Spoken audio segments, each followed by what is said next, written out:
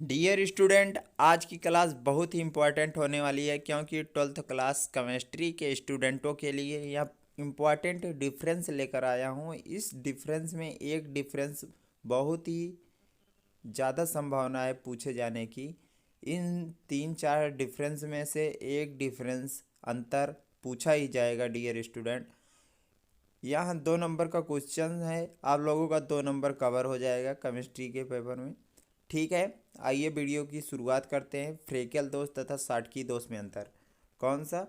फ्रेकेल दोष तथा साटकी दोष में डिफरेंस। फ्रेकेल दोष में क्या होता है, जो धन आयन का आकार होता है वो ऋण आयन के आकार से छोटा होता है। फ्रेकेल दोष में जो होता है, धन आयन का आकार ऋण आयन के आकार से छोटा होता है। और साटकी दोष में क्या होता है, इसमें धन आयन का आकार ऋण आयन के आकार के समान होता है। ठीक डियर स्टूडेंट, दूसरा पॉइंट है इसमें फ्रेकेल दोष में, इसमें आयन अपना स्थान छोड़कर अंतराकाशी छिद्र में चले जाते हैं। और साटकी दोष में है, इसमें आयन गायब हो जाते हैं। साटकी दोष में आयन गायब हो जाते हैं, अपना स्थान छोड़ देते हैं। ठीक है।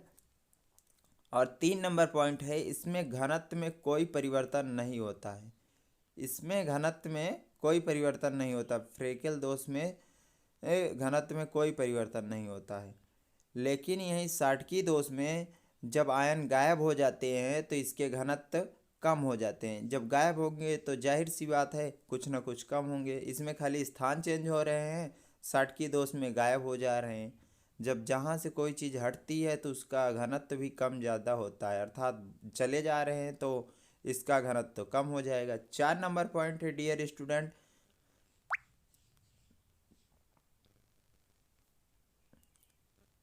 इस दोष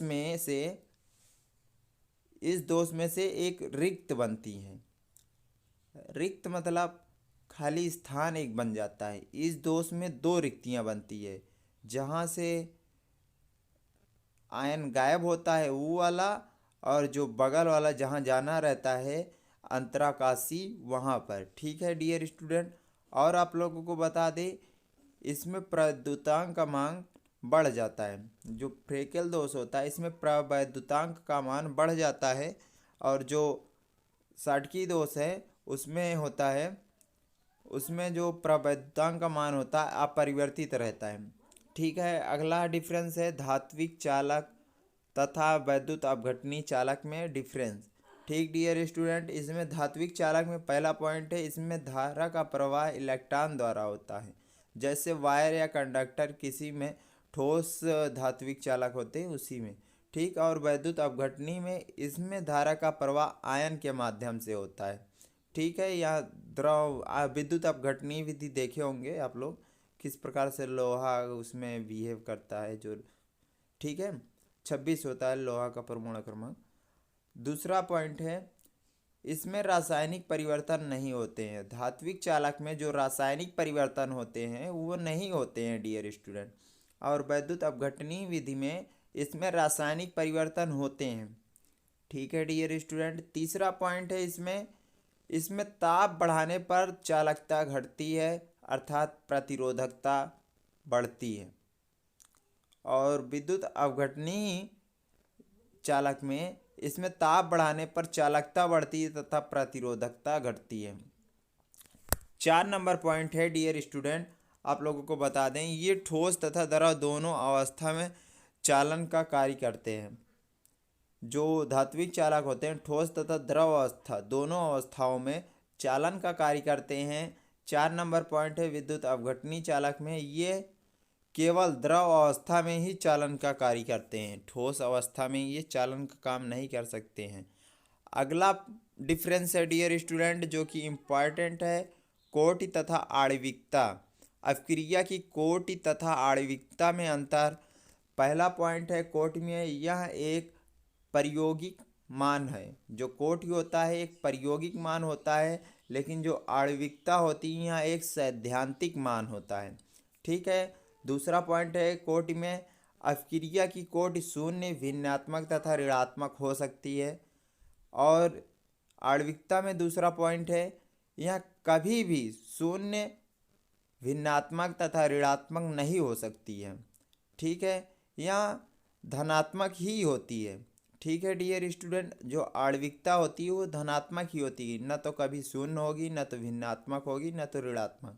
लेकिन कोटि जो है वो भिन्नात्मक, शून्य तथा ऋणात्मक कुछ भी हो सकती है।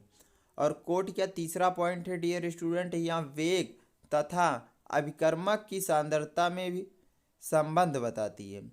कोटि जो होती है वेग तथा अभिकर्मक की सांद्रता में संबंध बताती है। तीसरा पॉइंट है आणविकता में या अपक्रिया में भाग लेने वाले अणुओं की संख्या को बताती है। जो आणविकता होती है वो जो रासायनिक अपक्रिया होती है केमिस्ट्री में, उसमें जो अणु भाग लेते हैं उनकी संख्या को बताती है। ठीक है डियर स्टूडेंट, 4 नंबर पॉइंट है कोटि में या अपक्रिया के वेग को प्रभावित करने वाले अणुओं की संख्या को दर्शाती है। कोटि जो है अपक्रिया की वेग, स्लो फास्ट के अणुओं की संख्या को प्रदर्शित करती है।